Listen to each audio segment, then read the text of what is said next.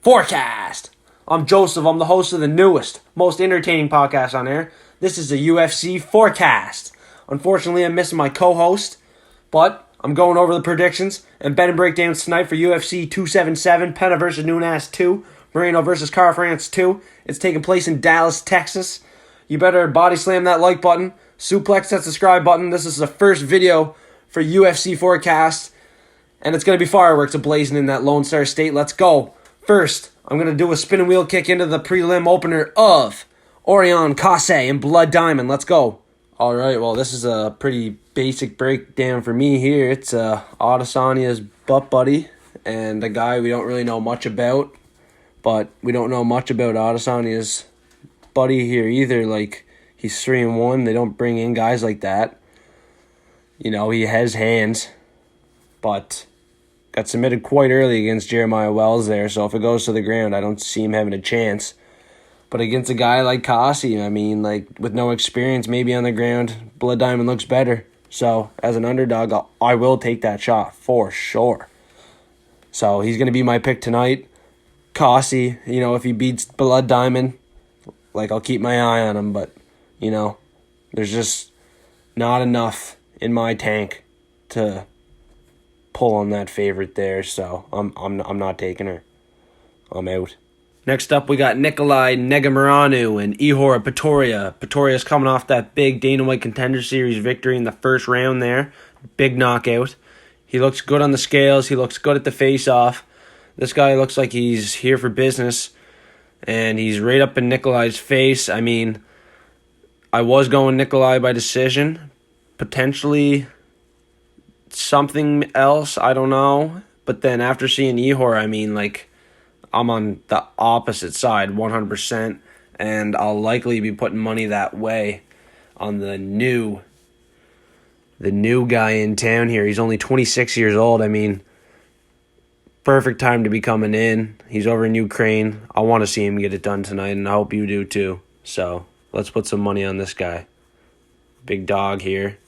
That's 2 dogs in a row back to back. So next up, we got Josie Lynn Edwards and Jai Yun Kim. And I'm stepping back, not placing any bets here tonight. But for my prediction for everybody else, I'm going with the dog, Jin Yun Kim. She has more experience. She's been in a close fight with Meatball Molly McCann. That's going to be huge. Josie Lynn Edwards, don't love the blue hair, whatever she's doing right now. Her fights are pretty sweaty, pretty close. And, you know, it's going to be a striking match. Probably going to be a knockout, potentially, for Ji-Yeon Kim. I love that. Next up, we're taking a look at Michael Morales and Adam Fudget. Fudget's coming in on his debut here. His last fight was a win against Solomon Renfro, whatever you want to call him. And Morales is looking real sharp against Trevin Giles in the first round, knocking him out. I'm going to go with the dog. Just kidding. I'm going with the big favorite, but I'm definitely not putting money on that. That is way too wide for me. But I can definitely see Michael Morales getting this done without too much problems coming his way. So let's go with Michael Morales. Let's go with Michael Morales for a potential knockout. On to the prelim opener of Drakkar Klose and Rafa Garcia. Rafa Garcia is another dog that I had my eye on here. He's really good on the ground. Drakkar Klose is he's getting a little bit older, a little bit chinnier, and you know, Rafa Garcia is one of those guys that he's really underrated. A lot of people aren't going to see this coming, but you know, if you're listening now, you take him for a submission, that could be some money in your pocket. Hopefully Drakkar Klose isn't that big 30-27 favorite like everybody thinks he's cut out to be. So, you know, Sunday we're going to listen back and we'll find out. But give me another dog here. I'll take Rafa Garcia for sure. Let's go. Next up, we're taking a look at Dontale Maines and Hambi Abdul Wahab. Hambi Abdul Wahab. That's gonna be a tough one for sure. So I'm going Dontale Maines. He was my pick all week. He got his purple belt. He's UFC prodigy. Not sure what to expect from Hamdy. He's a little bit shorter. Could be stronger. But Dontale with the experience, the grappling. For me, it's a safe bet. For sure. Finally, we're going to take a look at Drew Dober and RafaelAlvarez. And for Alvarez, his win over Mark Diakis looks really good. It was a guillotine chokeout when it was early. And for Drew Dober, his win looks really good over Terrence. It was a knockout. It was early. And for me, Drew Dober coming in as the favorite, I understand it, but not quite agreeing with it because Alvarez also has a decent win. But at the end of the day, Drew Dober getting chin-checked by Terrence like that and not getting knocked out and then coming back and just demolishing him and putting his lights out there in the first. I have to back him here, and I think he's a really good bet, and I'm going to lock it in. Next up, we're going to be taking a look at Alex Morono versus MattSellesberger.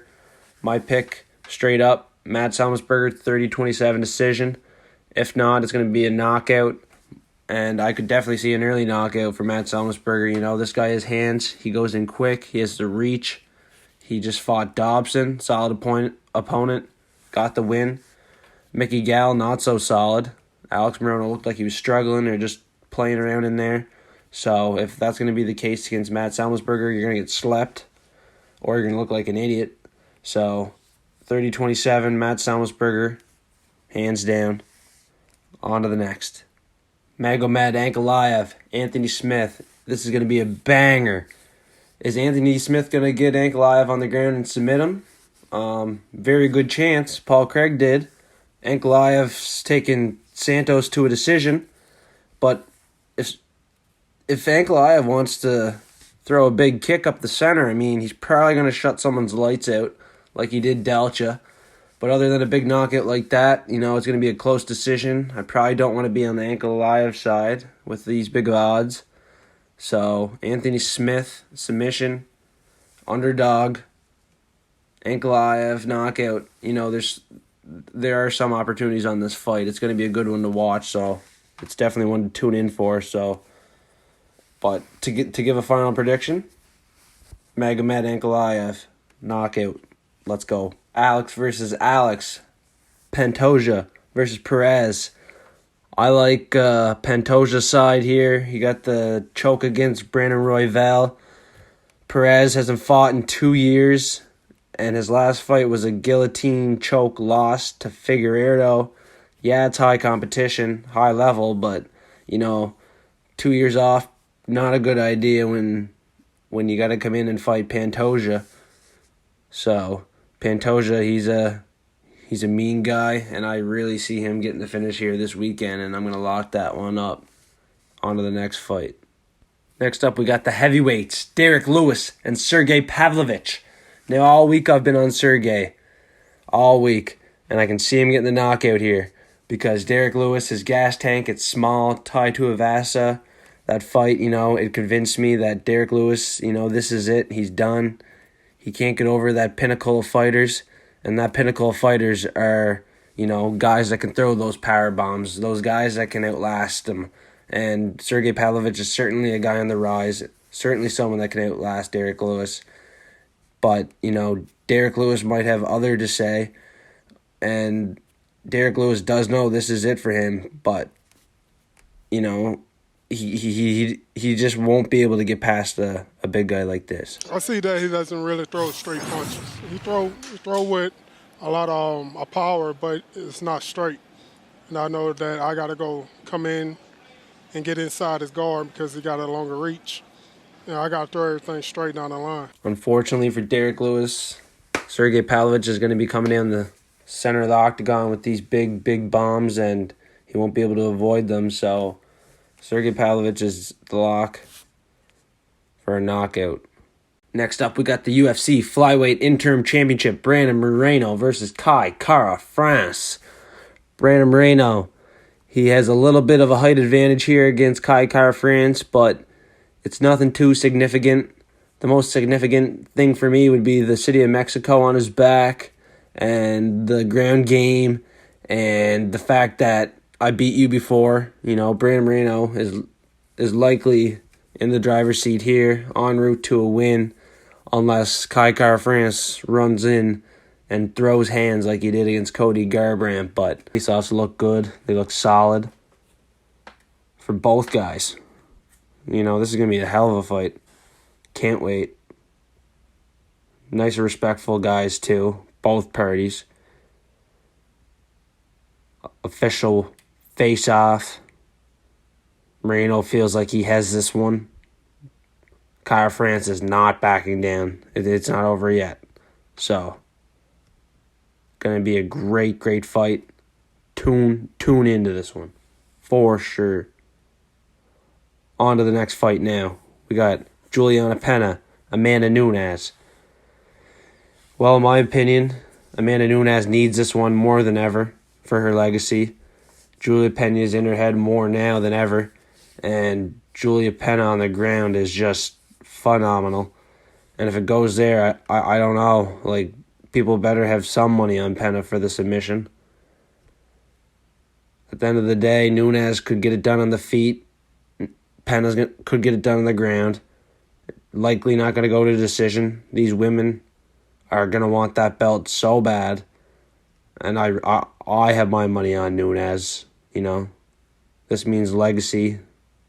This is it for her. She already has the millions, but at the end of the day, Amanda Nunes is the better fighter, in my opinion, until proven otherwise. So I think that was just a little hiccup for her, and she's going to bounce back. Now, 2 free parlays, a 5-fold and a 7-fold that I made earlier in the week. The odds are subject to change, and my opinion subject to change. But here they are. Enjoy. Thanks for watching. Make sure to suplex the subscribe button. We appreciate the support, and we'll see you next week.